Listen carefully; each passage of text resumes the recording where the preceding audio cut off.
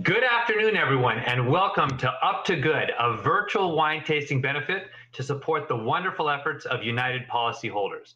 My name is Keith McLean with KLM Auctions, and I'm absolutely thrilled to be here with you this afternoon. This is my first event with UP, but I feel like I've known them for years and years, and I just can't wait for you to hear more about them. Now, it's my job to help nonprofits like United policyholders raise the funds they need to serve their missions and do their important work. UP is truly a unique operation, and I'm so glad to be helping them out this evening. Now, most of the nonprofits with which I work have pretty straightforward missions: medical organizations, social services, animals, environmental groups, etc., things like that. UP's mission may not be the easiest to describe, but their work helps every person in the country that pays for insurance. Whether you drive a car, own a business, get medical treatment, or paying hard-earned money so your kids or grandkids will be financially secure when you pass, you deserve the protection you paid for, and UP has your back when insurance matters. Now, before I introduce our first speaker, there's just one housekeeping note that I need to make. Tonight's event is truly a two-window or a two-screen experience. We're glad you made it this far and found our live stream, but now we need you to either open a second window on your computer. You can just click up top there on the horizontal navigation bar and open a second window, or you can pull out your smartphone and you need to log on to our website, which is just uphelp.org/donate. Once again, that's uphelp.org/donate. We'll be asking for your help in just a few minutes, so you'll want to be fully engaged and have the donation page already there. Speaking of fully engaged, it is now my distinct pleasure to welcome to your screen United Policyholder Executive Director, Amy Bach. Amy, how are you doing? Well, I was, as we said back in the old country of Brooklyn, I've been schwitzing a little bit with the technology. But I want to say hello, everybody. Just so great that we were able to be together, even with the technological challenges. Thank you for pivoting with us in the era of COVID-19. I'm excited to be with all of you. I always look for silver linings here. The fact that we couldn't have a live party, we couldn't be elbow to elbow together in the same room. It actually meant that instead we were able to broaden our tent. And we ended up having so many people joining us that we crashed our technological system, and it became a little challenging for some people. So I'm sorry if you had trouble getting in, but if you're in, welcome again. So keeping on, Up to Good is what we are. That's what our organization is about. Keeping on with our recovery operations in California, tornado recovery operation in Tennessee, and wildfire and flood preparedness work all over the country. Even with the pandemic, we just pivoted. We have been doing virtual webinars. We have a series called What's Up, where Sandy Watts, our technical expert, answers questions and troubleshoots for people. We've been doing all kinds of virtual support for those people that we normally would be serving in person. And then we have been very involved in the battles that you heard Thomas Keller talk about. Businesses nationwide have been suffering crippling losses. They're trying to hold on. They have filed insurance claims. These are businesses that have paid large sums of money for financial protection in the event of adversity, and they are being shut down. And so with our incredible network of attorneys and advocates, many of whom are with us tonight, we have been filing briefs all over the country, standing up for those businesses in courts and with regulators, saying, hey, we got to have insurers step up to the plate and fulfill their obligations. Now, insurance has a reputation of being dry and boring. Not so. So many larger issues: quality of life for all of us, keeping businesses afloat so they can function and employ people, resiliency in the face of adversity, helping people have safety nets so they can bounce back when bad things happen. The economic health and security of individuals, communities, and our nation is integrally related to insurance companies living up to their responsibilities. that they have undertaken when they accept people's premium payments. That's our job. Insurance is about thinking ahead, having a safety net. We must make this system continue to work for those whose premiums support the system. It's a good one, but it's prone to problems, and we're about solving those problems. How does small but mighty UP get so much done with 8 full-time people on a good day? Our phenomenal volunteer work corps, our disaster survivor volunteers who pay forward the lessons they learned, our attorney volunteers, our public adjuster volunteers, our financial advisor volunteers, our CPA volunteers, all of our partners in the long-term recovery space, FEMA, other charities. We play well with others, and that is largely how we get things done. And also our passion for fairness, for people, and for preserving the integrity of a system that people invest in for essential protection.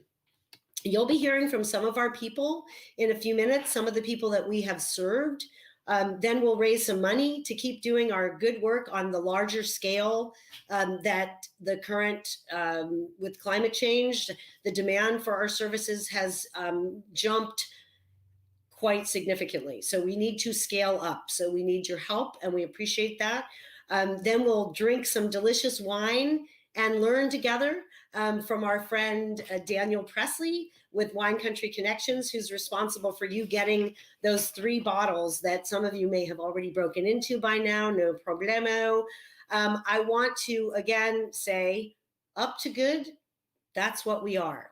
I want to take a moment here to acknowledge the people who helped make this evening happen. Our visionary sponsors, Salesforce, Leif Cabraser, Hyman Bernstein, the Wertheimer Family Foundation. Our wine sponsors, Covington and Burling and Reed Smith, 2 national firms that do a lot of pro bono work for us. Our tasting sponsors, Abacus Wealth Advisors, the Chinese Real Estate Advisors, a Real Estate Association, Cantor and Cantor Law Firm, Crown Adjusting, E2 Value, the Jennifer Rosdale Real Estate Team, a KWSF partner, the Lesser Law Group, Merlin Law Group, and Curly Schaffer. I have to say a very special thank you to Merlin Law Group.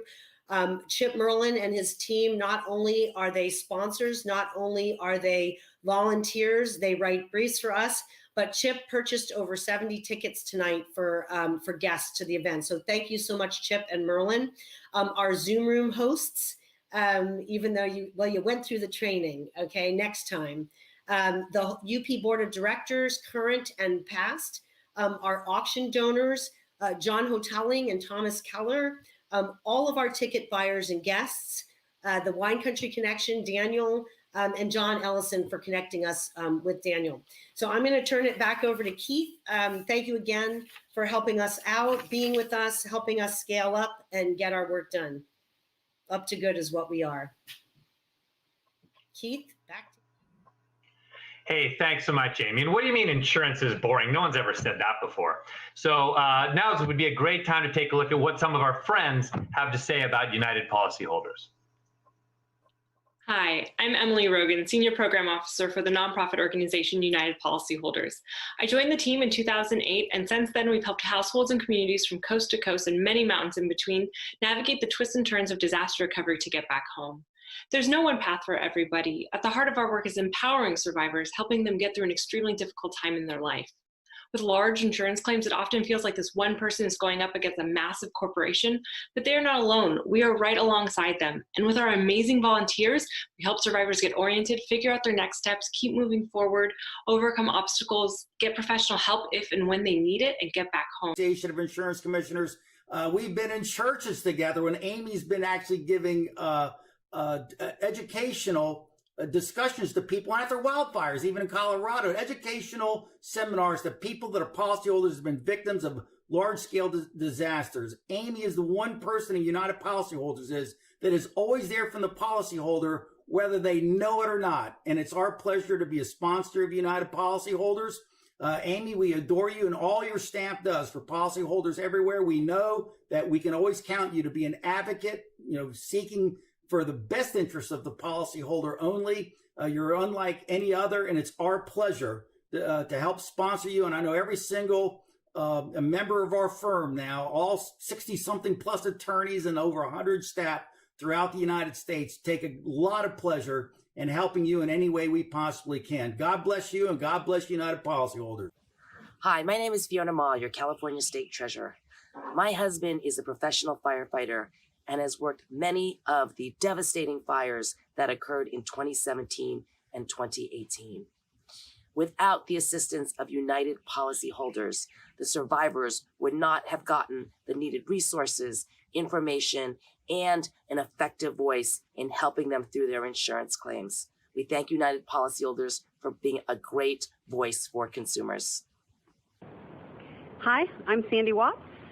I am a project coordinator for the Roadmap to Recovery program for United Policyholders. I am a subject matter expert in property and casualty claims and love helping people troubleshoot issues with their claims. I mainly help people after disasters, and I'm so glad that you could be with us tonight for this great fundraiser for a great cause. So thank you so much and have a great evening. Hi, this is John Ellison coming to you live from the Jersey Shores. I'm one of the members of the United Policyholders Board of Directors, and I wanted to thank you all for your support this evening. The other thing I wanted to talk to you briefly about is our Amicus Project.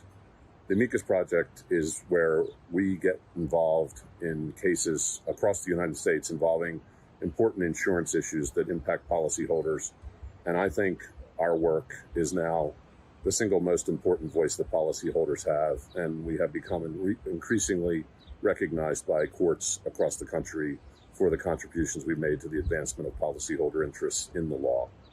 So thanks for your support. Thanks for participating tonight. And a special thank you to Daniel, who's been my wine guy for well over a decade. I'm sure you're going to enjoy what he's serving later on. Thanks. Fantastic. Thanks so much to all of our speakers, and it's great to see so much love for United Policyholders. Let's take a deeper look at the work that UP is doing in the community. Wildfires are devastating. They not only destroy homes, but lives and communities. The recovery process is long, but there is always hope and help. United Policyholders is a nonprofit organization. Through our Roadmap to Recovery program, UP helps survivors recover financially and emotionally.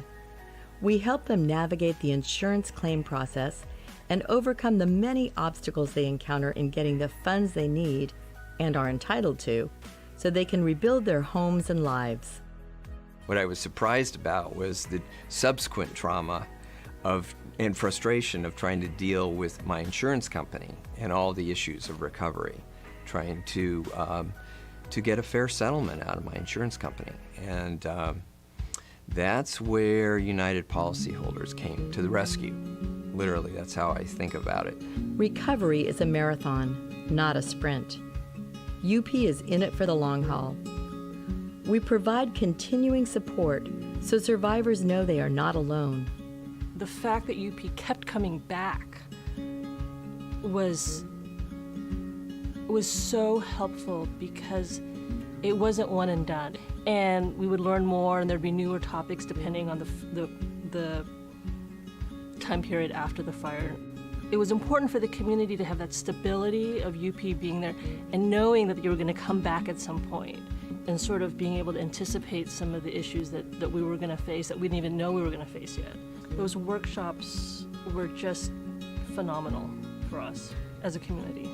If it wasn't for hearing about United Policyholders and these workshops initially, I don't know where we would be in this process. The Roadmap to Recovery workshops really helped us. We're very thankful for United Policyholders. UP provides guidance survivors can trust and resources they can rely on. Our website has curated and relevant information, including checklists, guides, sample letters, videos, links to current news, and advice from victims of past fires who pay it forward by sharing nuggets of wisdom that got them through. Because we work closely with disaster survivors on the ground, we are a trusted and effective voice for them in public policy forums. To have someone like Amy as the lead dog of the pack of the United Policyholders Organization come into town and say, you know what, we've been through this. We know what this is about, and we know how to work it and how to handle it and how to be with it. And we can show you how, and we're going to be here through the process. We're helping people every day find their voice and apply their leverage to be their own best advocate. Unfortunately, the need for our services is growing as extreme weather events recur. We are grateful to be able to do this good work. Thank you for supporting our organization and this very important cause.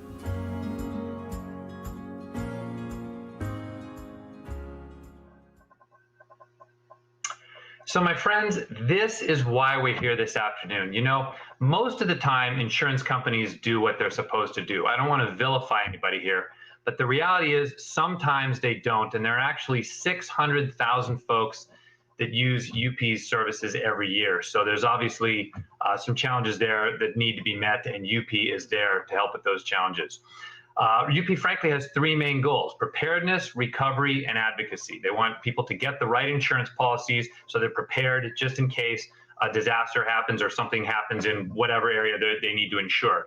They're helping people with recovery, which is basically solving insurance problems.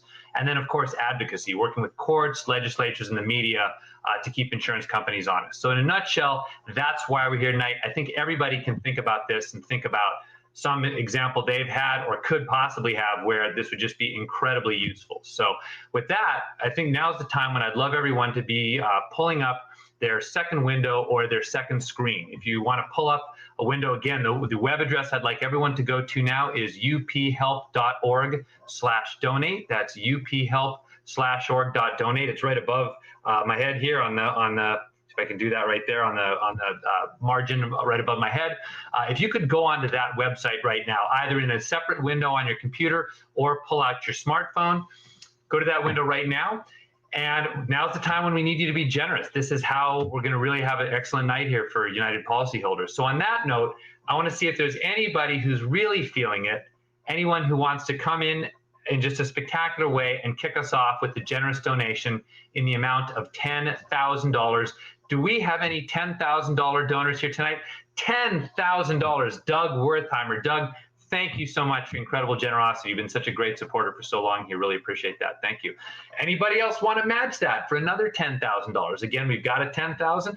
Anybody else at 10,000? Folks, again, this is why we're here, the most important part of our afternoon. We're growing the UP team. We're expanding into new areas. We're assuring that insurance buyers get what they paid for. It's a very simple cause here, actually. And this is why we're here tonight. And we can't do it without you. So as Amy brought up earlier, you know, especially with the with climate change and increase in natural disasters, of course, with the COVID situation, businesses and organizations need help with their insurance companies more than ever, and that's why they're here. Anybody else at the $10,000 level? If $10,000 is a comfortable amount for you, please log on to the website, uphelp.org/donate, and then you'll see various buttons you can push right there. It's right on the front page there. Various buttons you can push to enter your donation or enter an amount, donation in the amount that you would like. Looks like we're already up north of 15,000. Congratulations, we are moving here tonight. How about $5,000? Is that a great amount for anybody? Again, my friends, why are we here? The most important part of the night. If $5,000 is a comfortable amount for you, and frankly, I want everybody to push a little bit. If you would kind of think about this and think of, I'm sure a lot of you on the line have had trouble with your insurance companies, or if you've kind of been in that case, or you've known people who've been in situations like that, now is the time when you can really, really make an enormous amount of difference. Like I said, 600,000 folks a year use UP's services in one way or another, and so that's why we're here. Home insurance initiatives, wildfire, flood, tornado, so many ways that folks can have challenges with their insurance companies, and so many ways that you can help. If 5,000 is the right amount, please, now would be a great time to just click the $5,000 button there. It's really, really simple, and you'll fulfill your donation. You'll receive information on how to fulfill your donation right then. $5,000, anybody at $5,000? Wonderful. How about $2,500? Is that a good level for you? $2,500 is often a great level for a lot of folks here. Again, maybe you've donated in the past, maybe it's your first time, whatever that is, we'd love for you to jump in, make a donation that's meaningful to you. Think about it a little bit and think about, how meaningful your donation is going to be to someone probably that you've never met and that'll never meet you, but who's really having trouble with their insurance company and can really use your help. Or perhaps you're more interested in helping folks prevent problems with insurance companies in the first place. A lot of UP's advocacy efforts, that's what they're trying to do. Hey, it looks like Susan and Gordon Piper jumped in at the $1,000 level. Thank you. Anybody else at the $2,500 before we move on? Fantastic. How about $1,000? Is that a good level? Hey, John Hufftailing, $5,000 right there. Thank you so much. I have just a little bit of a lag here, so if I don't get to your name right away, hopefully it'll come up there. But thank you. We've had great donations at a lot of levels, and fantastic. Whatever level works for you, I'm just kind of jumping through a few of them to give you ideas. Another $1,000 from Michael Lindhurst. Michael, thank you so much. Greatly appreciate your help with us here tonight. Folks, is $2,500 the right amount? Thomas Coaster, $1,000. Fantastic, Thomas. Thank you. $1,000 is a great level. 1,000 might be one of my favorite levels because it's so accessible for so many folks, yet it really makes a huge difference. You can see these $1,000 donations really, really add up quickly here. So we see we've got a couple more coming in here. $1,000, if that's the right amount for you, please jump in right now. So it's a virtual raise the paddle here. John Buchanan, $1,000. Thank you, John. Really appreciate that. Folks, we are cooking here tonight. Bids are coming in. Again, I see them a little later than they come in, so be patient. But if you can just click on the button, again, go to uphelp.org/donate. We're just going to keep this going for another 5 minutes or so. Lainey Rooks right there. Lainey, thank you so much. Your generous donation of $1,000. Again, uphelp.org/donate. We can make a difference tonight. An enormous amount of UP's budget comes from this event here tonight, and that's why we're here. Bob Fleshner, $1,000. Thanks so much, Bob. Appreciate your help here with us tonight. Again, preparedness, recovery, advocacy. These folks at United Policyholders, Amy and her team, have figured this out. They know what they're doing. Your money's being incredibly well spent. One thing that I should mention too with growing the UP team, I think most people know, hey, Blythe Mickelson and Fred Booker, $500. Thank you so much. Appreciate that. And before I go on, maybe $500 is the right amount for you. Again, I love the $500 amount as well, because again, that's getting really, really accessible for folks. A lot of folks are not going to miss $500, but boy, you can see how it makes a huge difference as these numbers really add up. Justin Skipton, $1,000. Thanks, Justin. Appreciate that. What I was going to say is that growing the UP team, one thing I want to make sure people understand is that while we do have, a lot of paid professionals, the overwhelming majority of folks that are helping out are volunteers. These are insurance folks, construction folks, attorneys, financial experts. These are the kinds of folks who United Policyholders is getting and training to volunteer their time in order to help folks who've had challenging experiences with their insurance companies. So that's why we're here. Hey, we've got Marcia Belforte, $250. Thanks, Marcia. So again, if $1,000 is the right amount for you, please punch the $1,000 button. $500, again, whatever you can do, these add up really, really quickly. As you can see, we're already north of $25,000. We are cooking here, my friends. So if $500 is the right amount for you, please jump in at $500, maybe $250. Looks like we're getting some donations pouring in here at $250. Ellen Obsler, thank you so much, Ellen, for your generous $250 donation. Again, folks, no amount's too big. Maybe there's an other amount that you want. There's an other button there. Maybe there's a certain number that's meaningful to you. That would be great if you want to jump in and donate that amount. 250 is the level that we're at now. Again, I want everybody on our webinar here, on our presentation here, to think about this. Troy Willis, thank you so much for your $200 donation. Greatly appreciate that. I want everybody to think about this and think about an amount that you can donate that is meaningful to you. Again, I'm not a tax expert, but this is 100% tax deductible. So please make your donations here tonight. Again, we're just going to keep this going for a couple more minutes here. Again, looks like Hufftailing is for $5,000. Fantastic. I might have missaid that, so thank you so much. Sarah Parker, $1,000. Thanks so much, Sarah, for coming in. Again, folks, $10,000, $5,000, $2,500, $1,000, $500, $250, $100, your own amount, whatever you want. Any amount you can think of is fantastic and really helpful here. We are, again, we've crossed the $25,000 threshold. Let's push it up to 30 here. Jim Kelly, $250, helping us out. Thank you so much. Once again, my friends, Amy said a really interesting thing when she was talking about climate change. You know, whatever your feelings on some of these things are, climate change is absolutely contributing to so many natural disasters. Fires. I'm here in Northern California, obviously with United Policyholders here. The fires have been such a problem the last few years. So many people, I know personally, so many people have had challenges with their insurance companies over fire issues. Again, your help makes a huge difference in helping these people with these challenges.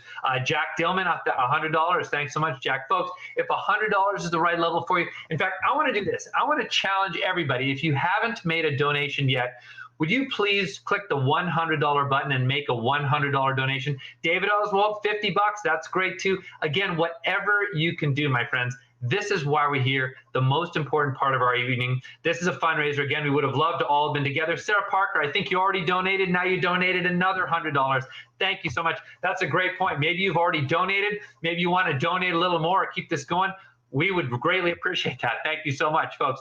Any amount is super appreciated. Hey, there you go. Robert Crown, $2,500. Love when the big bids come in late. Thank you so much, Robert. Really appreciate that.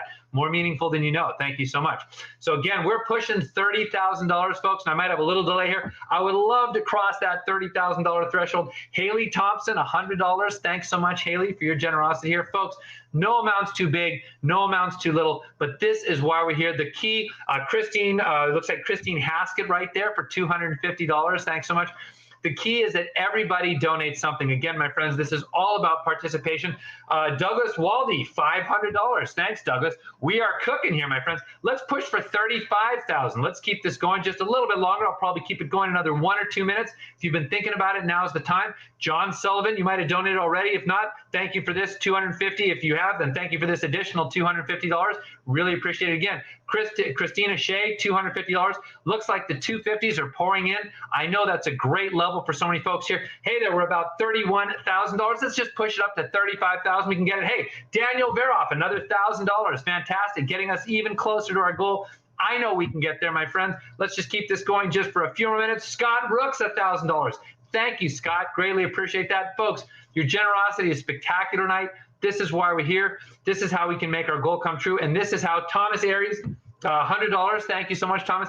This is how we can help folks who have had really challenges that they don't deserve with their insurance company. When folks buy insurance, they have a very simple expectation, which is their insurance company is going to come through for them when it matters. And that's what United Policyholders is helping make sure happens. Tim Law, $100. Thank you so much.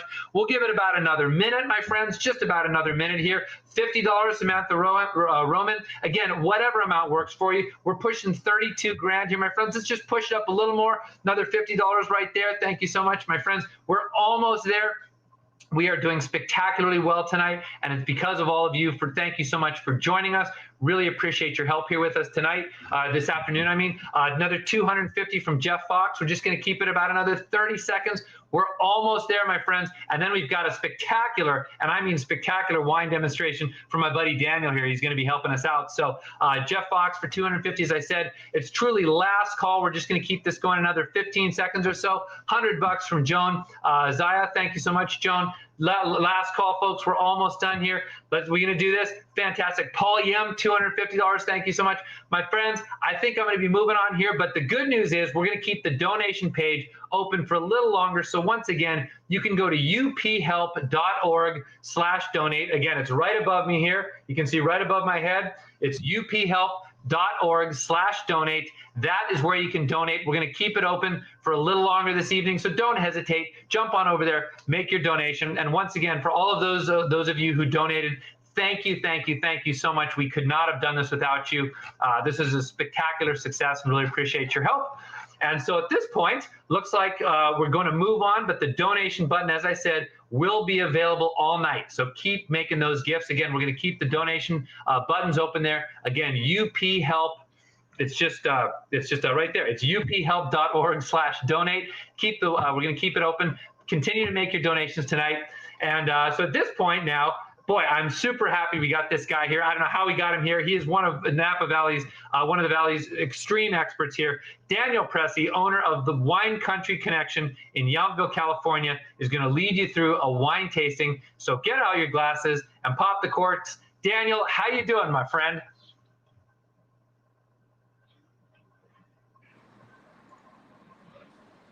Hello, Keith. Can you hear me okay? I can hear you just fine. I can't see it quite yet, but I can hear you just fine. I think they're going to pull you up in a minute here. Oh, terrific. Well, thank you for the introduction, Keith. And John, thank you for the connection to UP. I know an ideal scenario would be to have all of you here with me in my wine shop in Yountville tasting, but I feel like this is the next best thing. We get to taste together remotely. And so one thing I wanted to do is we've got 3 wines in front of us. We're going to talk about where they're from and what makes them special. But I also wanted to give you some insight into how we taste and what we look for in our tastings each week, where we try about 70 to 100 wines a week in search of the best quality, the most varietally correct, and best wines out there. And so the very first wine, one thing we'll talk about, the order of the wines is when we're tasting multiple wines, a good rule of thumb is to go lightest to heaviest and driest to sweetest. So we don't have any sweet wines tonight. They're all dry, meaning little to no residual sugar, but we can go lightest to heaviest. So lightest being the white wine. And then the medium is going to be the Pinot Noir. It's going to be the most supple and medium bodied of the 3, and then into the Cabernet, which will be the fullest body. While you open the Chardonnay, we can go ahead and talk about where it's from. This Chardonnay that we have is the Matthias Chardonnay it's from the Santa Lucia Highlands, which sits inside of the Monterey County. The area is known for a terrific maritime influence from the Monterey Bay. And let me just open the screen here a little bit. It's from a single vineyard called Rosella's Vineyard, which is owned and farmed by one of the top farming families in the area, the Francione family. They also farm Gary's Vineyard, Bassoni Vineyard. Let me see if I can help here. Okay. Hopefully everybody can still hear me. Let's see. Okay, so I hope I'm back on here. So anyway, the Francione families planted this vineyard along with the other long list of terrific vineyards that they have, and all of them are known for producing really high scoring, profound wines that are individualistic and just terrific in many ways.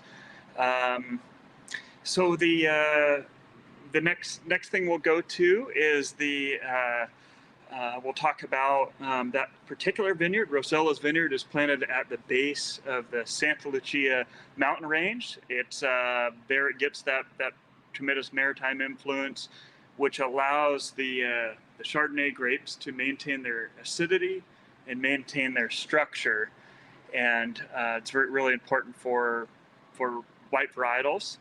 And the next thing that's important about it too is the soils there are Royal Seco sandy clay loam soils, which have just terrific drainage and allow for excellent intensity in the wine. So those soils, the combination between that and that maritime influence are wonderful for the Chardonnay. So as you get into your glass, yeah.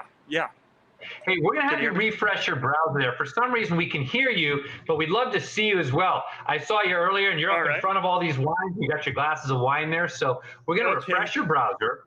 If you just take a second and do that, so hopefully we can see you.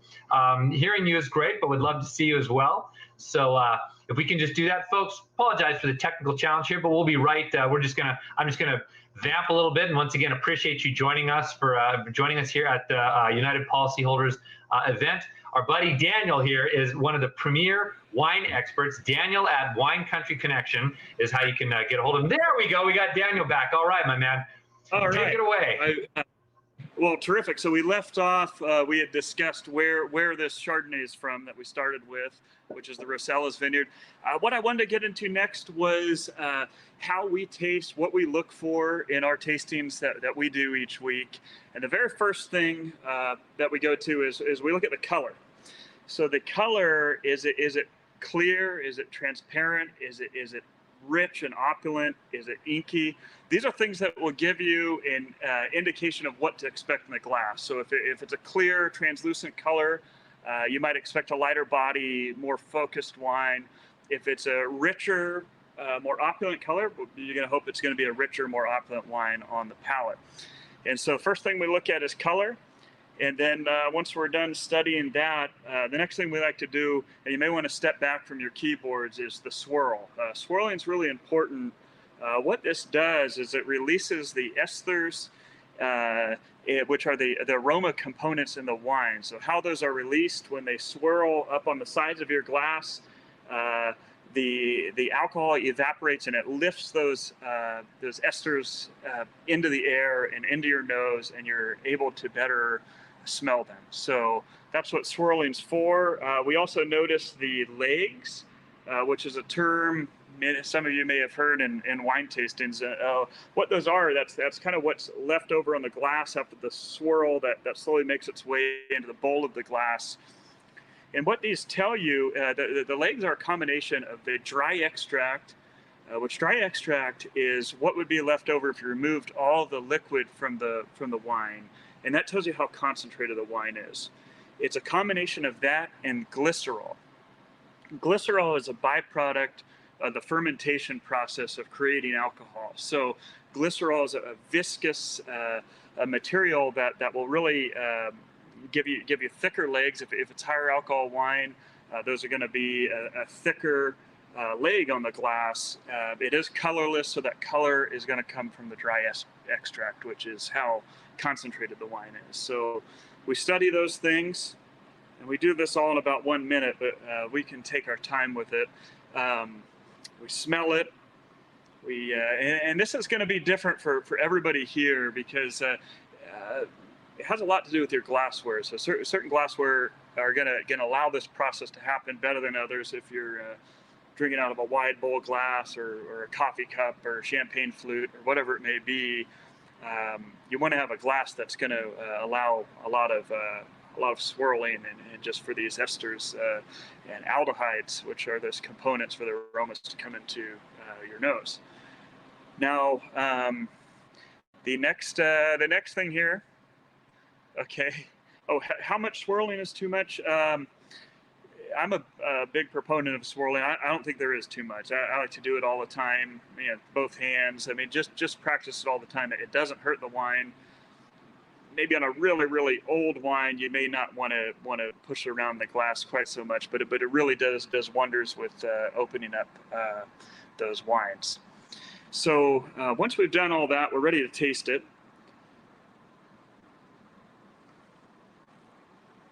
Now, rather than talk about the individual aroma or individual flavors and nuances in the wine, I like to focus a little bit more on the body, the balance, the structure, the acids.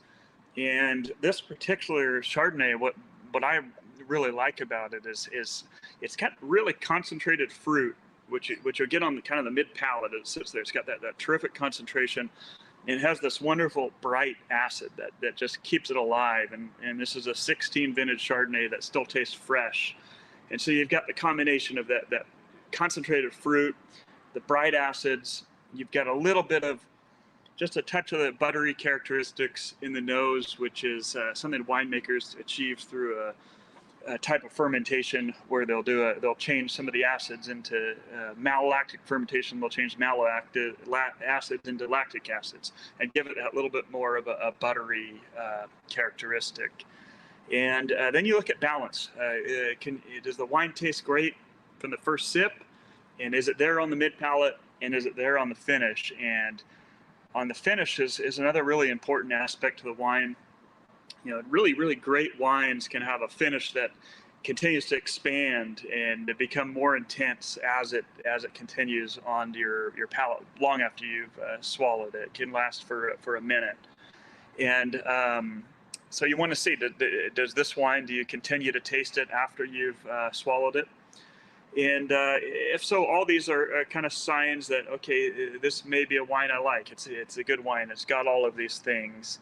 The Rosella's Vineyard For me, I always get a lot of floral characteristics in both the Pinots and the Chardonnays from the vineyard. So, you might get a little bit of white flowers, a little bit of honeysuckle, a little bit of bee pollen. These are common traits for this particular vineyard. Sorry, I'm trying to read some of your questions as well. But if there are any questions, now's a good time. One thing I think we cut out when I was mentioning that the fruit is from San Lucia Highlands. The wine's actually made in Sonoma County. So they carry those grapes up by a generally refrigerated truck. They'll harvest at night, drive them up to the winery in Sonoma, and they'll crush and make the wine here. So it's a small production wine from a single vineyard that we found really special. If there's any questions, you can let me know. We can taste this one a little bit more before we move into the Pinot. This is to me, it's showing really well. It's drinking great, and a lot of that has to do with that wonderful natural acidity that's come from those that maritime influence and the grapes cooling down at night and allowing for it. So you don't see too many Chardonnays where I am in Yountville north up to Calistoga is too warm for them to maintain that acidity. So you get a little bit more of the Cabernet and other varietals that can get through that a little bit later. I see a question. They're a little hard to read because there's a lot of other stuff there, but it's asking about crushing by foot. And yes, this is a method that is still used relatively commonly, sometimes not for the whole entire batch of grapes, but they do like to intermix a little bit of foot stomping the grapes, because that they say it's like the perfect method for crushing the grapes. And some of the smaller wineries may do it 100%. But I know they are sterilizing their feet and all that, so it's completely safe for the wine. I read even I think like William Sellium, and I found some brands that advertise they only use female feet for the foot stomping, which was interesting. So I didn't apply there, but it is a method that is used both here in the New World and over in Europe and all around to press the juice before it gets fermented. Let's see. I'm going to see some other questions here. Better wines for cooking, recommended for cooking. The wines we have here are all terrific wines. I don't know that I would use them for cooking myself. They are great food pairing wines. That acid and the fruit and all of these things are going to be really wonderful with a variety of foods. So we can get into the Pinot next, and apologize, I can't read some of these questions, but there's a lot to talk about too with the Pinot Noir, which will be the second wine. If we want to go ahead and pour a little bit of that into the glass. The Pinot is the Joseph Jewell Russian River Valley Pinot Noir, which comes from, it's a cuvee of 3 vineyards, all renowned Russian River sites. There's Bucher Vineyard, Floodgate Vineyard, which is now called Starscape, and Hallberg Vineyard. These have been used by great producers like William Sellium and Gary Farrell have made single vineyard Pinots from here. What's great about a cuvee, where the winemaker, when they're really talented, they can pull aspects from each vineyard that they like and meld it into one wine that fills in all those gaps. For instance, if one vineyard just has incredible fruit but lacks structure, but they get structure and acid from another site, and they get color and intensity from another, they can make this perfect blend between all of these vineyards to really add to the complexity in the wine, which is something that's pretty special, and something that I love about Pinot Noir. I mean, is the complexity. That's one of the greatest wines to pair with food out there. My business partner calls it the chameleon of food and wine pairing, because they're so versatile. They've got the supple fruit and They're wonderful with everything from seafood to pork to chicken. Seafood carries a lot of iodine in it naturally, which iodine will clash with tannins, so and create like a really backwards, off-putting flavor. But Pinot Noir has really soft tannins of all the red varieties. So if you're a red drinker and you're having a lighter dish like that, you'll want to gravitate towards Pinot.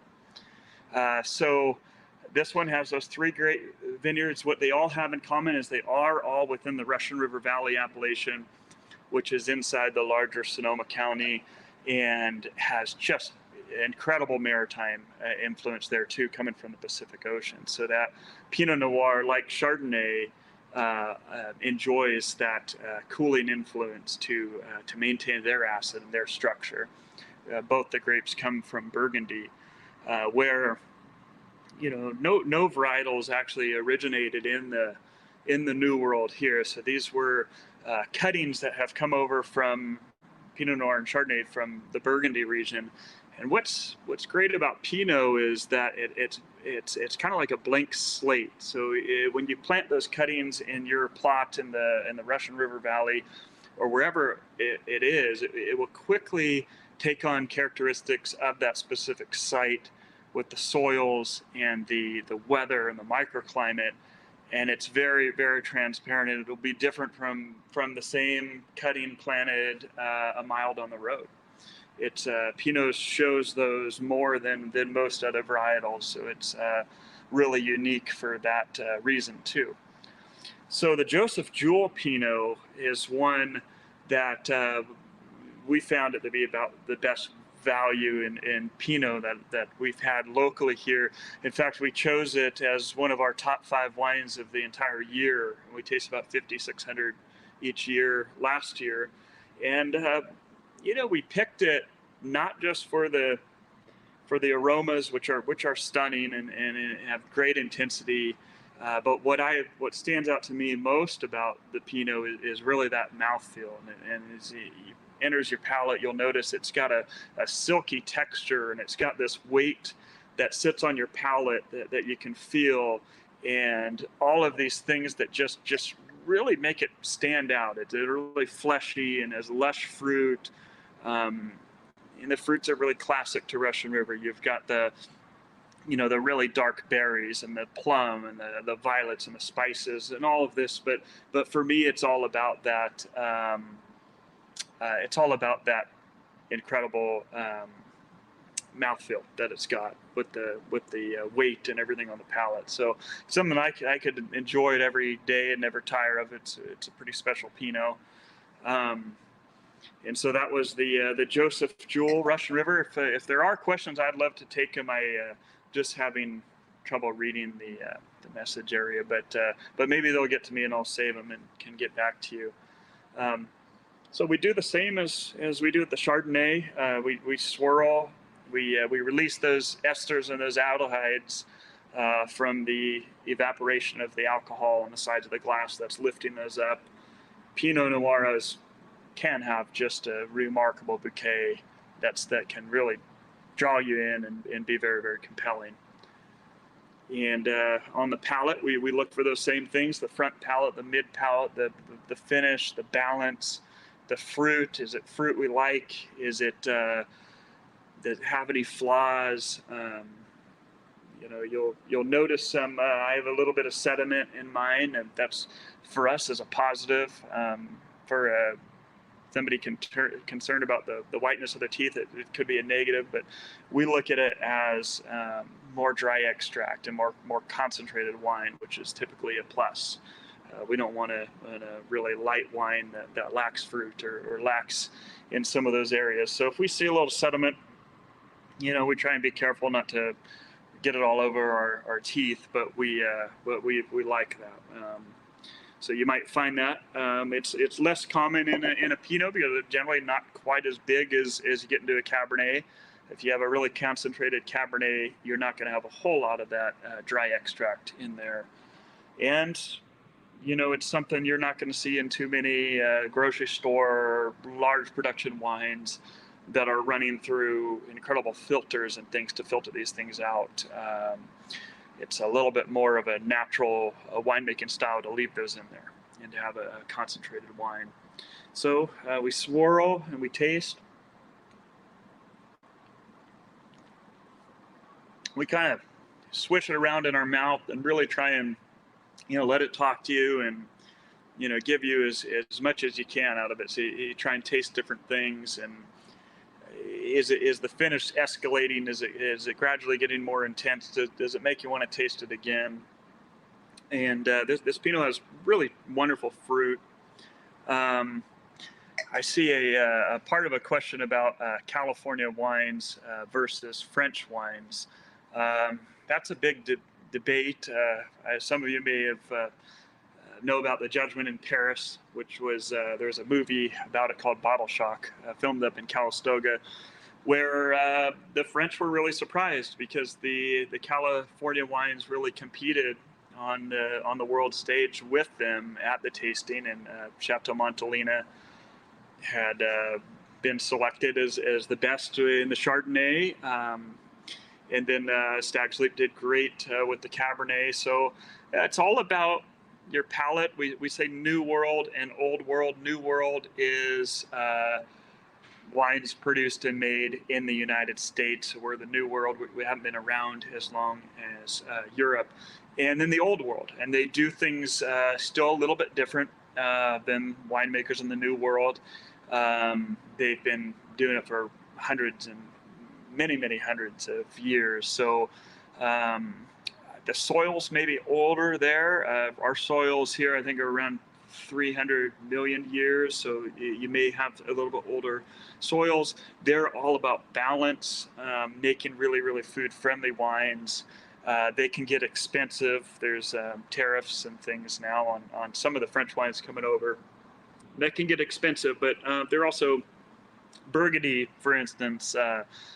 It can get pricey because these are really small plots. They're not a tremendously large production, and there's some of the best wines in the world being produced there. Romagna-Conti and Chassagne Montrachet and Montrachet Vineyards. These produce really profound wines. So there's winemakers that try and do similar things in California, and they can get close and make really remarkable wines just in a different style. Sometimes they're a little bit more lavish and rich and intense, but not all of them. Some winemakers really follow what they see in France, or maybe they've worked over there at certain producers and they bring that with them over here. Of course, our weather patterns and everything's make the wines different. So no two wines are going to be the same. And we explore all those areas. So we're looking for the best wine in every region, no matter where it came. If it's varietally correct and it tastes like what it's supposed to taste like and it's balanced and made right, we want to carry it. And so we're about 80% Yountville, and we have location in Sonoma, and then we do follow quite a bit of international wines as well. So we're looking at possible pandemic for quality of the wine. They have wineries have been deemed essential, so that we've been able to continue with the cropping and the pruning and stuff that's going on in the vineyards, and continue the winemaking process throughout this thing, so they're not allowing wine to be left on the vine, or to not be fermented or topped in the barrel or taken after. So thankfully that there wasn't a loss there. I think the loss is going to be more for the tourism. I mean, we're not seeing as many visitors, I know, here in Yountville, certainly, as we normally would. And reducing hours and not doing tastings and things like that will have maybe more of an effect. But the quality of the wine, I think, is still going to be extremely high. There's more people are going to have to order it and consume it at home, and maybe do more of these tastings where you can learn about wine remotely. So there's still terrific wines being made, and so far the weather's been pretty mild, and bud break, everything's happening on time, and it's as far as we can tell now, is going to be another great year. We've had a pretty big string of them. There was the wildfire years had an effect on some wines that hadn't been harvested in time. A good majority of them had. So far, from what we've tasted in 17, I haven't seen any problems other than a small handful of smoke-tainted wines, which we'll take a pass on. But in general, the vintage has been elegant and medium. It's not the deepest, richest, most concentrated wines being made, but there are some really special 2017 vintage wines, which was one of the more challenging years from the wildfire standpoint. I'll keep an eye on additional questions as I can see them, but if you'd like, we can go ahead and move into the Cabernet Sauvignon. Pour that out, and this Cabernet is from a really unique vineyard. The appellation is Alexander Valley, which is on the northeastern end of Sonoma County, kind of just east of Healdsburg, and it's northwest a little bit of Calistoga, which is kind of the top of Napa Valley. The vineyard itself, the Crazy Creek Vineyard, we've been working with this wine for years and recognized it was really something special. Silver Oak recognized it in 16, and they actually purchased the vineyard. So this particular wine had a fruit contract that went through the 17 vintage, and afterwards they've moved on to other sites, but it doesn't take away from how great the vineyard itself is. Crazy Creek is named for the creeks that crisscross the vineyard, and we're going to find a lot of minerality in the wine from that, from thousands and thousands of years of erosion. It was replanted in 2017, so we're drinking the 15. So these were older, low vigor, low yielding vines that really produced more powerful fruit than what's common for Alexander Valley. So it's a real standout for those reasons. It's made by Nick Goldschmidt, who is just a global winemaker, makes wine New Zealand, Argentina, here in California, and he's extremely talented and who put this wine together. So we look for the same things as we do in the other wines. The color's darker than the other three. It's got a nice, really nice hue to it, good clarity, and the wine itself is focused and balanced and deep. And Nick, like Goldschmidt, likes to use new oak on his wine, so there's definitely some new oak that I get on the nose, but it's well integrated, and I pick up that really interesting minerality that's in the soils there.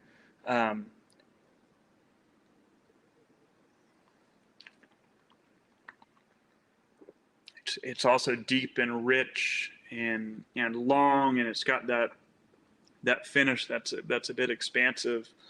And so for years the fruit was shared with Simi Winery, made their reserve Cabernet for it, and Goldschmidt, who Nick Goldschmidt made both at the time, made his Captain Goldschmidt Cabernet.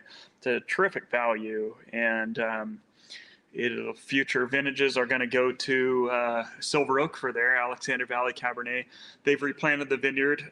They would do that for several reasons. I mean, one, maybe the yields as the vines get older may have been not yielding enough for them, or their preference is a different clonal selection, different cuttings from different regions are different clones, and they're going to produce different flavors and styles of wine. So could have been done for that reason, but we sure like this wine, and sadly we did.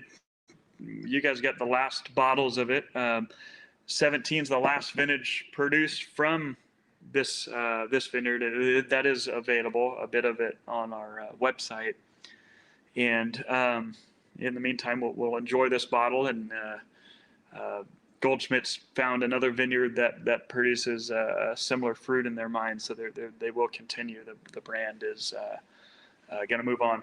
And speaking of wildfires, I did see a photo in the Press Democrat. This exact vineyard did suffer damage. The Matt Duncan, who is the grandson of the founder of Silver Oak, said the house they had there had burned down, and I saw the photo of the Crazy Creek sign burning down. So that was just I believe last year. That was the up where when Healdsburg was evacuated, and the fire was really in that Geyserville area. So I invite you to continue to swirl and enjoy the wines. If any of you are interested in continuing to learn about wine, we've got a great resource on my website. We also do a lot of writing, so we'll taste 100 wines a week, and we'll write about the best selection that we come across at the tastings, and we send them out via email. If anybody's interested in getting those, please join us on the website and sign up for it, and would love to have you see those and take good care of you in the future. Help you find other wines. It's like my CPA is in a little wine group with me, always says too much wine and too little time, and I read it as you want to taste as many wines as you can in your lifetime to really develop more about what you like, and kind of hone in and discover certain areas that you didn't know about, that you find that really fit with your palate and you really enjoy. So keep tasting. And if there are any questions that come about, I'm here to answer them as long as I can see them. So let's see if I can read any of these. Well, great. So no more questions. Well, thank you very much for your time, and I hope you enjoy the rest of the bottles. Now that we've tasted through them, feel free to go back to your favorites. Don't worry about them being out of order, and enjoy. It was great meeting all of you virtually. Thank you.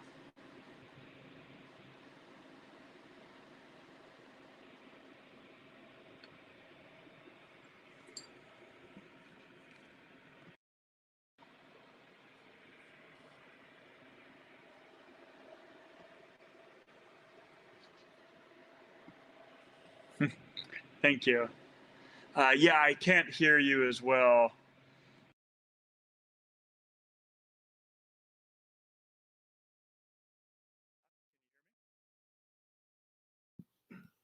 Okay, let's start this again. I'm here practicing safe tasting with our California State Treasurer, Fiona Ma. Fiona, thank you for joining us. Thank you. Are we, we're going to get through this, yes? Yep, no, huge supporter of United Policyholders. Thank you. As your treasurer, I'm watching you the money. Hopefully things are going to be okay, and we will get through this together stronger. So thank you all. Thank you all. Thank you, Fiona. So I want to do a quick thank you again to all of our everybody. We made it through quite a bit of technical difficulties. We had several crashes. There are a number of people who weren't able to join us that tried. We will make it up to you somehow. I want to thank Daniel at the Wine Country Connection. We'll be sending a follow-up to everybody if you want to join his wine club. Daniel has generously agreed to donate 5% of each wine club subscription back to United Policyholders. So thank you, Daniel, for that. I want to thank Keith McLean, the auctioneer. Great job. And Tom on the video. Thank you. I want to thank again Chip Merlin. We had a lot of little technical difficulties. We didn't hear the beginning of Chip's message, but again, just very generous, part of the family. And, I hope we all got some positivity tonight. I think we did. That we're going to get through this together, that wine is one of our ways of getting through this together. But also, all those trite phrases, stronger together, they're true. So again, I want to say thank you to everybody who helped make tonight what it was, which was a gathering of the tribe, the United Policyholders tribe. We're up to good every day. I want to quickly thank my whole team. Carolyn Winter, our communications person, and your family. I hope they're proud of you. Andrew Cattell, our development manager. Again, I know your family is proud of you. Emily Rogan, you heard from her. Sandy Watts, Val Brown, who's going to need to take a big long nap after tonight. Val was our tech goddess. Some of the tech gods let us down. Our platform, Greater Giving, where we asked you to register in advance, that failed on us this morning. Zoom, we had said there were going to be 500. They limit us to 100, so we lost some people. But, you know, it doesn't stop us. You know, together we're better, we're stronger. And when the hearts are good and the eyes are open and the minds are looking ahead, we will thrive. So thank you again for being up to good with us. Thank you to everyone who donated. If you donated and you didn't see your name on the screen, don't worry. We're going to champion you after the fact. We did get a number of sponsorships in advance of the event. So we actually raised more than what we raised in the auction and the fund a need tonight. We didn't end up being able to auction off the 3 items, the cake, the special bottle of wine, another special bottle of wine. So we're going to bring you a follow-up event. If your friends couldn't get on, we'll fix it. Because again, we are up to good. Let's all thrive together. Thank you so, so much. Good night.